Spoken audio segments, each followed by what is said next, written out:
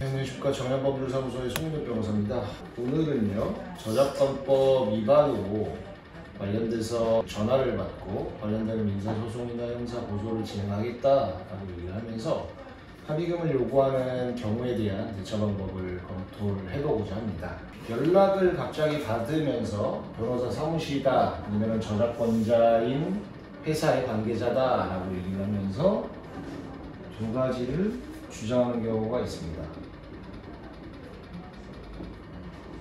민사상의 손해배상 청구, 저작권법상 형사 고소를 하겠다라고 얘기를 하죠.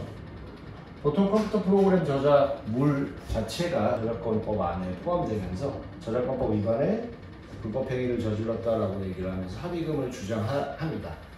합의금으로는 보통 약간 블러핑이 있는데 실제적으로 프로그램을 다운받게 됐었을 때 내는 금액이 어느 정도고 관련되는 형사고소를 하지 않으니까 그 금액을 기준으로 몇 배 정도의 금액을 요청하는데요. 이에 대해서는 여러 가지 방법으로 대응이 가능합니다. 그러면 문제가 되는 부분을 어떻게 저작권자라고 주장하는 자가 알게 되었냐 의문이 될 수 있는데, 제가 저작권자라고 주장하는 자라고 얘기를 한 워딩에 대해서 검토를 먼저 좀 해보겠습니다. 컴퓨터 프로그램은 업데이트가 계속됩니다. 갱신되는 경우도 있고요. 뭐 버전 1이 있다라고 한다면 1.1, 1.2, 버전 2, 버전 3 이렇게 계속적으로 변경을 하는데, 그 프로그램 저작권자들이 처음에 초기 버전은 무료로 배포를 합니다. 그 이후에 갱신되는 버전, 그 다음에 업데이트되는 버전은 유료화를 약관 규정에만 만들어 놓고 사이트를 들어가거나 갱신할 때 동의 실질적으로 많이 읽어보지는 않죠. 그 내용으로 해서 무료를 다운받아 놓고 다음 버전을 유료로, 아니면 아예 컴퓨터 프로그램을 불법적이든 어떤 내용이든 잘못된 경로든 아니면 모르고 받았든 다운받은 사람을 상대로 해서 이런 주장을 하는데, 그렇기 때문에 컴퓨터 프로그램 저작권자다라는 것보다는 컴퓨터 프로그램 저작권자라고 주장을 한다. 왜냐하면 버전이 계속 바뀌니까요. 그 부분도 소송에서는 다퉈봐야 되고요. 그런 부분에 대해서 그 자들이 이렇게 주장을 합니다. 그럼 이제 돌아오면 어떻게 이 프로그램을 다운받았는지 의문이 됩니다. 그럼 보통 어떻게 되냐면, 컴퓨터 프로그램을 다운받을 때 약관 규정이 있습니다. 약관 규정에 본 프로그램을 다운받으면 관련돼서 사용에 동의한 것으로 보고 뭐 위치 정보나 관련되는 정보가 이 프로그램 저작권을 주장하는 자에게 보내질 수 있다, 보내짐에 동의한다라는 약관 규정을 넣었습니다. 그 약관 규정을 통해서 IP 주소를 이 컴퓨터 프로그램 저작권을 주장하는 자는 알 수가 있게 되는 거죠. IP 주소 검색을 통해서 어느 업체에서 사업자 등록까지는 확인이 되니까 누가 썼는지 구체적으로 나오지는 않지만, IP 주소를 통해서 주식회사 ABC라는 회사에 등록된 IP에서 이 프로그램이 사용됐다는 것까지는 확인을 하고 그 내용으로 업체 관계자에게 연락을 해서 이와 같은 주장을 하게 됩니다.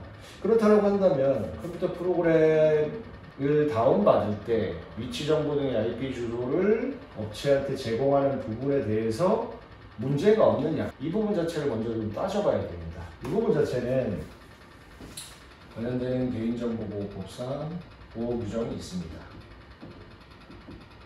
여기서 얘기하는 개인정보는 IP 주소가 포함되고요. 내가 저 프로그램을 다운받았는데 여기에 내가 쓰는 내가 위치하는 IP 주소가 이 자들한테 통보가 된다는 부분은 누가 봐도 의문이 되죠. 관련되는 계약을 체결해서 채무 불이행했다는 손해배상을 주장하는 것이 아니고 업체 측에서는 불법 행위에 따른 손해배상을 주장하기 때문입니다.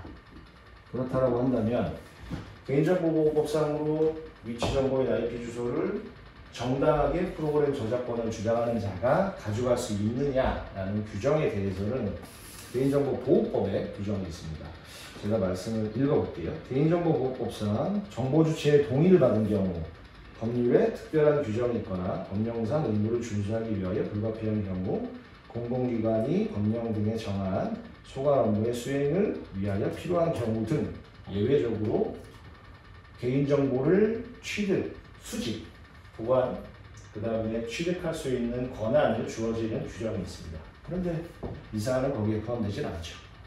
그렇기 때문에 저희가 진행했던 사건에서도 관련되는 IP 주소를 아무런 제한 없이 수집할 수 있게 그 본 약관 규정 자체가 효력이 없다라는 내용으로 공정거래위원회에 약관규제 심사를 청구를 했었고 이 부분 자체도 불법이라고 해서 형사 고소까지 진행하고 있습니다.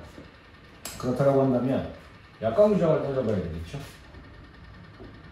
그 전에 업체 측에서는 증거 확보를 하려고 합니다. 아까 말씀드린 것처럼 IP 주소까지만 확인이 돼서 실제로 그 상대방 업체에 누가 이 프로그램을 사용했는지, 얼마나 사용했는지, 어떤 이유로 사용했는지에 대해서는 저작권을 주장하는 측에서는 전혀 알지 못합니다.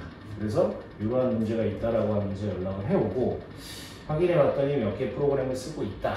누가 썼냐, 뭐 하는 업체냐, 관련해서 누가 왔다 갔다 하고 어떻게 확인됐냐라는 내용으로 브로핑을 하게 됩니다. 문제를 삼을 것처럼 얘기를 하면서 그래서 이러한 부분에 대해서 이게 무슨 형사상의 위반, 민사상의 손해배상도 된다라고 하는 측 입장에서는 너무나 위축되기 때문에 오히려 입증 책임이 이쪽에 있음에도 불구하고 우리 측에서 먼저 준비를 하게 됩니다. 이런 부분으로 해서 누가 썼고 그 정도 쓴 건 아니고 관련해서 내가 쓴 건 아니고 저 사람이 와서 했는데 알지 못했고 여러 가지 변명을 하면서 이쪽에다가 오히려 증거를 제공하고 있는 거죠. 그러면 이쪽에서는 큰 선심 쓰는 것처럼 몇 개 썼는데 관련해서 얼마고 그런데 이 정도로 해줄 테니까 이 부분 합의하자 라고 얘기를 하면서 합의금을 받아가고 관련해서 이런 소송을 제기하지 않겠다, 고소를 제기하지 않겠다라는 내용으로 돈을 받아갑니다. 일부 업체겠지만 이 부분 자체가 합의금 장사라고 해서 언론 기사에서 난 경우가 있고 있습니다. 그러면 두 번째로 살펴본 이 부분 누가 어떻게 사용했는지에 대해서 증거를 확보를 해야 되니까 당연히 진술을 우리가 할 필요도 없고 해야 될 의무도 없습니다. 민사소송이 걸리면 구속령 신청을 해서 도대체 누가 썼다는 거냐, 몇 개 프로그램을 썼다는 거냐, 어떤 내용이 어떤 버전을 썼다는 거냐를 구속령 신청해서 입증해봐라 라고 입증 책임을 넘겨야 되고요. 그러면 아까 말씀드린 것처럼 개인정보보호법 전에 약관 규정을 근거로 해서 IP 주소를 확보한다라고 말씀드렸죠. 그럼 이 약관 규정을 그대로 놔두느냐를 살펴봐야 됩니다. 약관 규정에는 아까 말씀드린 것처럼 네트워크 상에 설치, 복사하거나 실행함으로써 본 사용권 계약서 내용에 동의한다라는 규정이 보통 들어가는데 약관규제법 규정에는 사업자는 중요한 내용을 고객이 이해할 수 있도록 설명해야 하고 그러하지 않을 경우는 계약 내용을 주장할 수 없는데 이러한 부분에 대해서 당연히 약관규정에 대한 설명을 하지도 않았고요. 관련해서 약관규제법 3으로 보면 고객에게 부당하게 불리한 조항이나 예상하기 어려운 조항, 계약의 목적을 달성할 수 없을 정도로 본질을 제한하는 조항은 불공정성을 인정할 수밖에 없어서 무효다라는 조항이 있습니다. 이 부분에 대해서도 공정거래위원회에 약관규제 심사 청구를 할 수가 있습니다.